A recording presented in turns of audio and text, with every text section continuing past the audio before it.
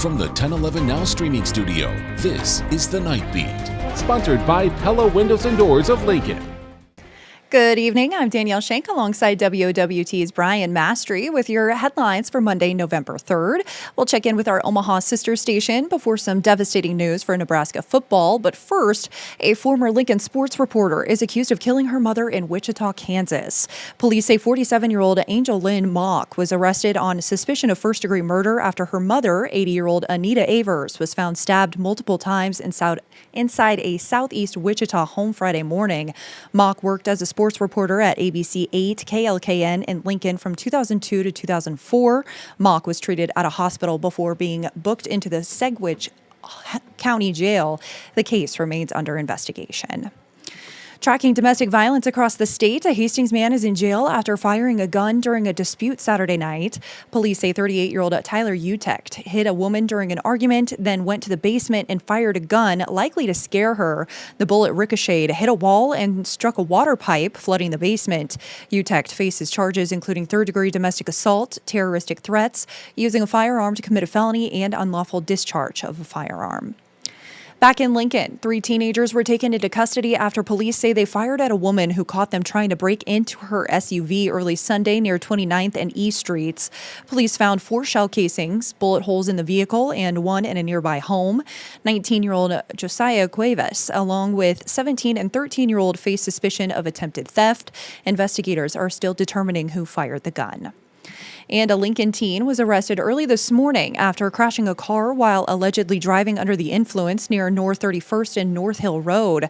Police responded to a fight at an apartment complex and say the driver fled, hitting a parked pickup and a van. The 18-year-old was caught, and a DUI investigation found a BAC of .97.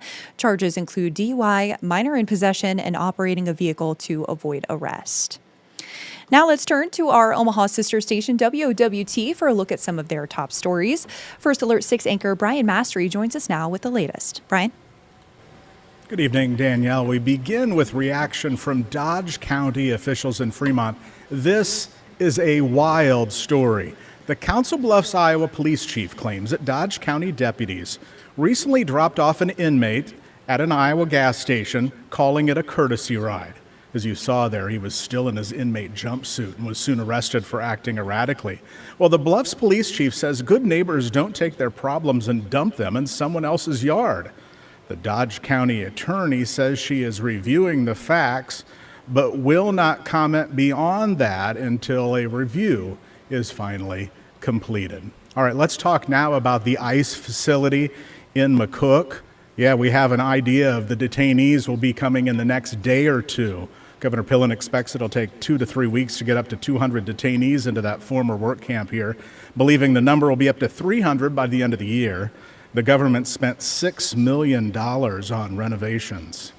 Nebraska State Senator Dan McKeon of Amherst recently ticketed for public indecency. Yeah, he denies the accusation that he had inappropriately groped a female legislative staffer. He calls it a lighthearted exchange. Governor Pillen had asked for his resignation. And Nebraska will soon have a new state treasurer, Tom Breezy, who is on the right of your screen, resigning this week to spend more time with family. The governor is appointing Fremont Mayor Joey Spellerberg to the position. He is there on the left of your screen with his wife and 4 kids at the Capitol. Danielle, that does it here in Omaha. Let's head back to you. All right. Thank you, Brian. In other news, the U.S. is nearing its longest government shutdown, which could surpass 35 days if lawmakers don't reach a deal by tomorrow night.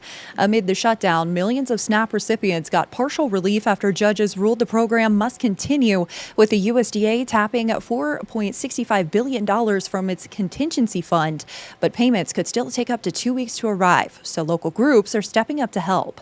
Christ Place Church is donating thousands to the Food Bank of Lincoln and Community Pantry of Beatrice, and a partnership with national nonprofit Convoys of Hope is bringing a semi-truck of food for a parking lot distribution. Whatever we can do, I think, to help families right now in need, we want to do that. We're not here to pick sides right now. I think there's plenty of blame to go around when it comes to politics, but we do know this. There are people right now that are being impacted by some things going on in our nation, and we believe the church should step up. The Community Food Bank of Beatrice reports 20 new families in the past week, a demand that may be hard for rural pantries to sustain if the shutdown continues. Now, tomorrow at 2:30 p.m., Lincoln's mayor will hold a news conference at the Food Bank of Lincoln to discuss support for those affected by the SNAP pause. You can watch that on our live stream. Turning now to sports, Nebraska quarterback Dylan Raiola will miss the rest of the 2025 season after breaking his right fibula in Saturday's game against USC. Head coach Matt Rule says Raiola will have surgery later this week and is expected to be out 8 to 12 weeks. Originally thought to be an ankle sprain, the injury is much more serious, a major setback for a Husker offense finding its rhythm. I hate it for Dylan. I love Dylan. You know, if anyone says anything about Dylan, just know this. The kid had a broken leg, and he was warming up and begging me to play. Raiola will not travel with the team to UCLA, where true freshman TJ Lateef will make his first career start. Rule says Raiola has already been helping Lateef prepare for the Bruins and emphasizes the team must rally around the young quarterback. This week, to me, is not about TJ. At least my message to our guys. It's about everyone else making this where every single person has to do their job at such a high level that TJ can just do his job and not try to do anything more. Meanwhile, in some much lighter news, the Husker volleyball team remains the only undefeated squad, earning a unanimous #1 ranking in the polls today. Texas, which had been receiving a few first-place votes, lost a 5-set thriller to Texas A&M on Friday and was swept by now number 2 Kentucky on Sunday. Rebecca Alec and Bergen Riley also earning some Big Ten weekly honors. Rounding out your night beat is a check of the 7-day forecast.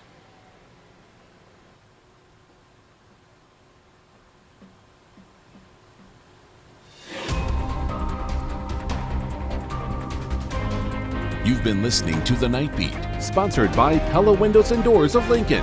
Watch, listen, and stream on the 1011 app on YouTube or wherever you get your podcasts.